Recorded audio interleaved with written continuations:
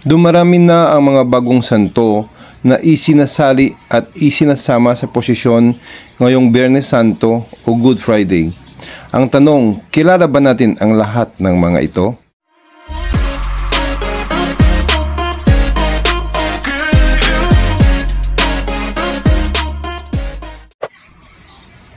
Ang una nating kilalanin ay si Mary Salome. Siya ay patron ng mga nanay at mga Kristiyano. Siya ay anak ni Saint Mary of Cleophas, ay naging saksi sa pagkapako, pagkamatay at pagkabuhay ni Jesus. Si Mary Salome ay inaalagaan ng Yetes at Galila family. Good morning. Today is Holy Friday. Nandito po tayo sa isang residence na kung saan sila ay nag-aalaga ng isang napakagandang santo at napakaganda ng kanyang adorno. Red roses at may mga fresh flowers pa. Good morning, sir. Good morning. Sino kayong ngaran natin? I'm Francis Hope Salvacion. Si Francis Hope, isang guro din sa isang elementary school dito sa bayan. Siya ang isa sa well-known na tagapag-decorate ng mga santo tuwing Holy Week. Sino ngaran kang santos kaya? Santa Maria Salome. Si Santa Maria Salome. Saan nyo kinukuha yung mga bulaklak? Actually, ang bulaklak kinukuha namin sa San Jose, minsan pag sa Kalibo. So bibili pa kayo sa Kalibo. Ito, fresh ito. Fresh.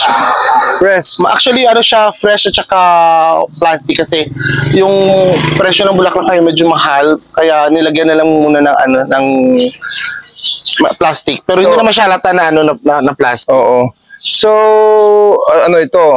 Combination of artificial and fresh flowers. So, every year, itong ginagawa mo, mga sa magkano ang mga magagasto, no? Ang gagastusin pag ganito kaganda yung adorno ng isang santo o santa? Pag sa preparation, actually, matagal-tagal preparation every year.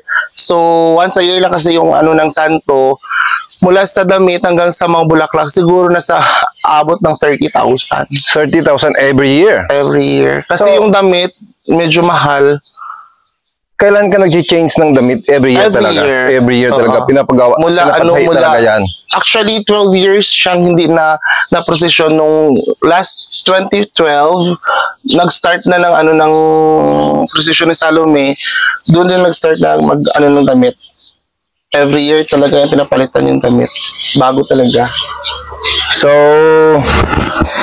sa paniniwala daw na pag may inalagaan kang santo, ay gaganda ang buhay mo. Malapit ang swerte at para kang binibiyayaan ng langit dahil ika nga, pag malapit ka sa santo, malapit ka rin sa Diyos. So sir, thank you very much. Thank you, sir. Godspeed, more health, and madami ka pang mapapagandang santo. Dahil sa iyo, gumaganda ang mga santo ng mga Kristiyano. Thank you. Thank you. Si Salome ay naging Maria Salome in honor of the Blessed Virgin.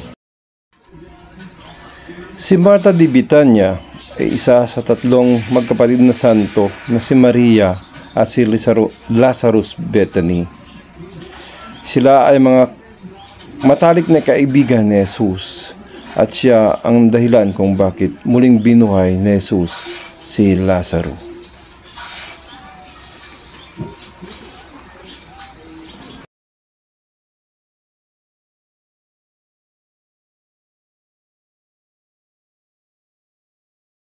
Sir Domimar, good morning. Good morning. Nandito po tayo sa residence ni Sir Domimar Pelyado. And he is maintaining ng dalawang santo. si Santa Marta di Bitania. Tsaka anong tawag dito, sir? Crucifixion. The Crucifixion. Ano po to, like palabas in memory of my daughter. Wow. For she is also 2 years. Yung namatay sa dingding, no? Namatay sa dingding. So in remembrance of her, kaya napagawa ako ng ng The pasos, crucifixion. the crucifixion. Para every time, kasi siya din ang busy every Holy Week.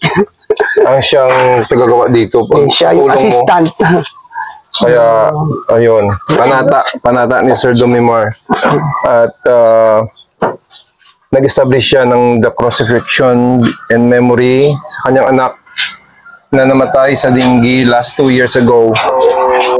May God knows what to do with you, sir. Kung mayroong mang hirap, siguro God is planning for you a better Something life. beautiful. Something beautiful for you, sir.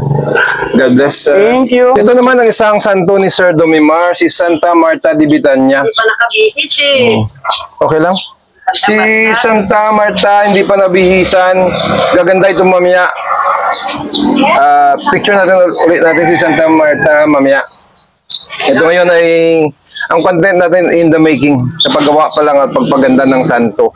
Sir Domimar, bakit ano ba ang involvement ni Santa Marta di Bitania sa kay Jesus? Si Santa Marta, isa siya sa mga friend of Jesus. Tinatawag sila na Bethany siblings, si San Lazaro, Santa Maria Bitania, at si Santa Marta di Bitania. Magkapatid sila? Tatlo. Okay, si San Lazaro. So, didevote siguro ang life nila nang nabuhay si Lazaro, no? Si San Lazaro ba yung nabuhay? Oo, yung pinabuhay ni Jesus. Siya nagsabi kay Jesus na kung dito ka lang sana, hindi pa namatay yung kapatid ko. So this is it. Yeah. Santa Marta di Bitania. Santa Maria di Bitania. Patron saints of those who awaits. Those who Awaits. awaits, naghintay ng grasya? Yeah. Okay. So, thank you, sir, sa info. Okay. God bless. Ang pag-aadorno ay pinaghahandaan ng bawat debutanteng Katoliko, mga mamahaling bulaklak na binibili pa sa mga lalayong lugar. Nandito po tayo sa residence ni Tito Edgar Maghari. Nagme-maintain po siya ng scripture na scourging at the pillar. Every year din ito ay sinasama sa posisyon ng Semana Santa o Biyernes Santo. Ito ang mga bulaklak na inihanda at ito ang major na taga-decorate. Sir? Nagalaga lang ko ng santo. Sino ang pangalan natin, sir? Sir, Erwin? ito yung ating, yung Major decorator. decorator. Si Erwin pala ang major decorator at itong mga... Anong pangalan ng bulaklak na ito? Si Sir nakakaalam. Ha? Si Ramos. Ragos? Sino ang bumili ng bulaklak? Sino ang kumpra? Namin sa Manila, sa Dangwa. In-order niyo sa Dangwa ito. So, kung Kahapon na ito dumating. pwede ko may tanong lahat, magkano ang total na bulaklak niya? Price? Ang bulaklak lang, Sir, siguro sa mga 40,000? More or less 40,000 Hindi pa kasama sa yung isang mga posisyon. Pasahe, yung mga... Kasama na yun. Hindi pa yung bayad sa mga service ng mga lights at saka sa labor ng taga-puni ng Maghari family, ang mga accessories niya. So, ito ang buhay ng nag-aalaga ka ng isang para sa Holy Friday or sa Lenten season. Nagkagasto sila ng almost 40 to 50,000 range. Yan ay panata nila. At my faith or believing that God will shower more graces and biyaya para sa pamilyang ito. So, salamat tayo sa pamilya ni Tito Edgar Maghari at sa mga taong tumulong para sa success ng posisyon ng Semana Santa. Bye-bye. Hi. Ansorium na white. White ansorium.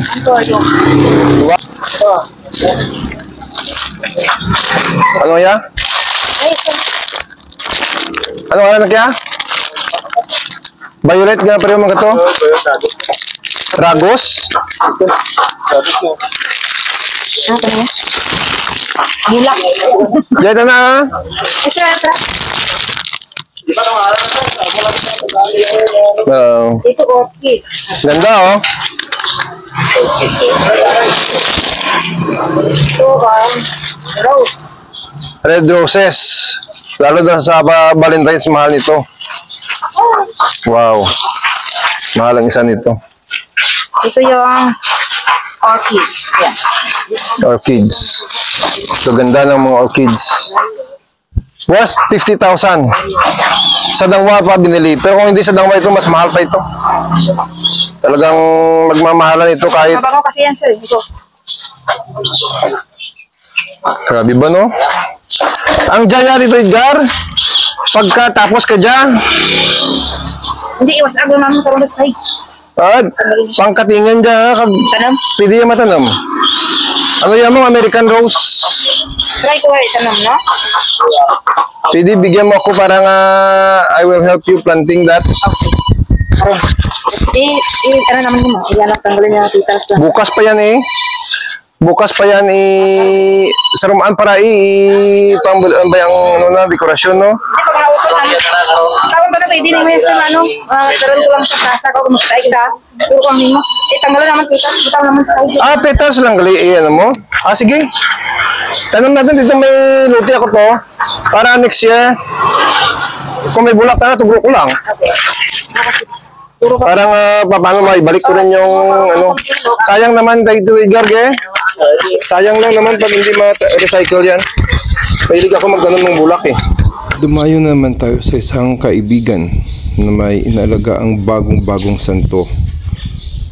Pangalan niya ay Saint Lazarus, isa sa magkapatid na Bethany siblings na siyang tagasunod ni Jesus. Good morning. Nandito tayo sa residence ng mga Ison at si Sir Romy ay may bago siyang santo.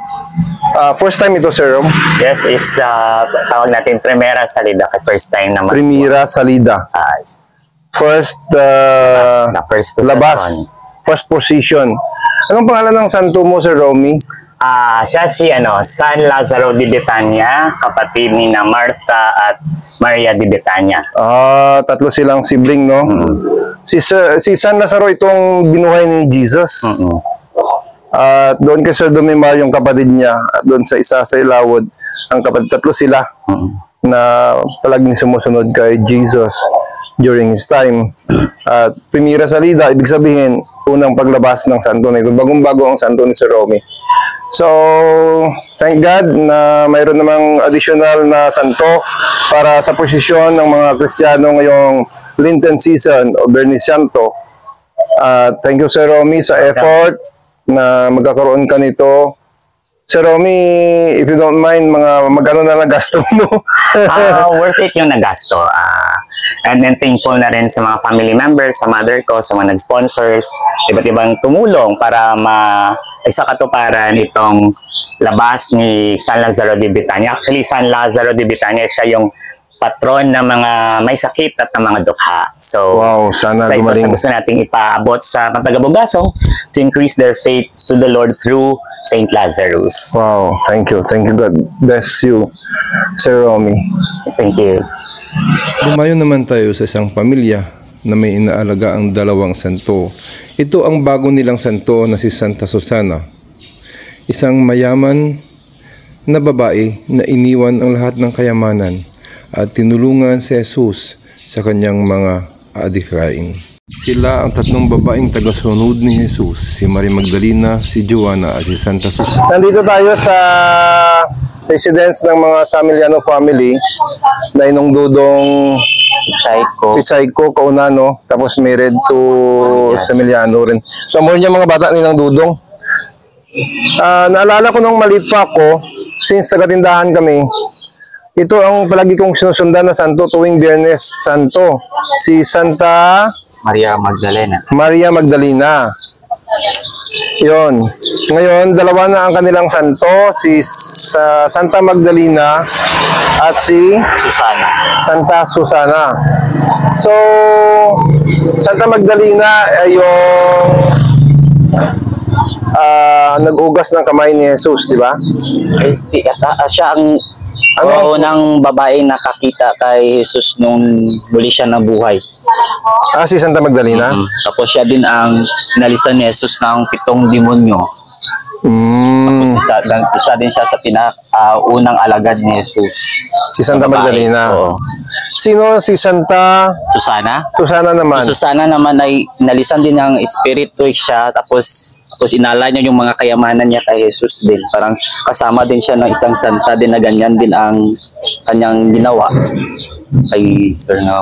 So, sila pala ay taga Galilea si Susana. Galilea. Tapos si Magdalena, taga Magdala. Alam mo ang istorya. So, dapat naman kasi pag may nalagaan kang santo, alam mo dapat ang history ng santo. Very good. At nag-research ka talaga. At sana babalik ang swerte at biyaya ng Panginoon dahil sa hirap nyo sa pag-alaga ng mga santo taon-taon. Pinagastusan, binibihisan, inahanda para sa posisyon ng Biyernes Santo. So, ang pangalan natin?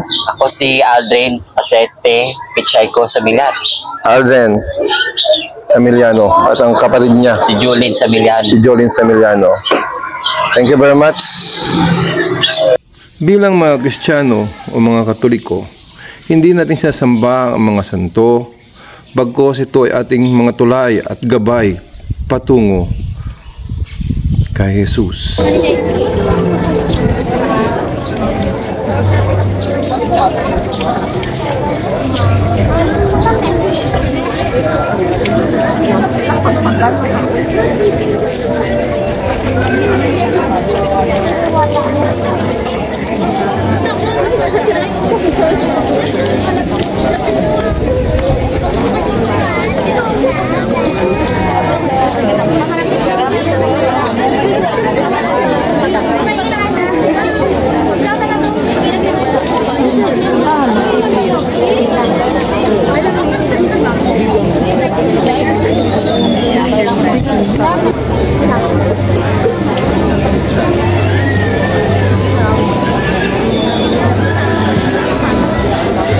Oh, lights. Dami ah.